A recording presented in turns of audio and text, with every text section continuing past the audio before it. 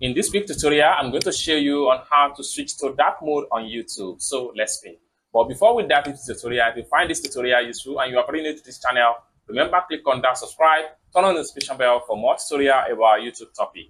So with that being said, let's get started. Welcome back to this video. Let's see how to change dark mode on YouTube. So the very first thing you need to do is to simply open up your YouTube app. Then the next thing you need to do is to click on your profile picture right here. Then click on this setting icon. Then the next thing you need to do is to simply click on General.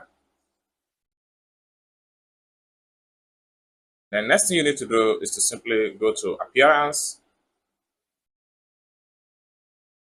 Then the next thing you need to do is to simply choose Dark Theme.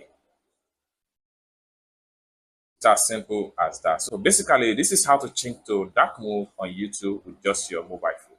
I hope you really got value for this video. If you find this video useful, give this video a big like, and also remember to subscribe to the channel for more tutorials, tips and tricks about YouTube. Thank you so much for watching, and I hope to see you in my next video. Bye for now.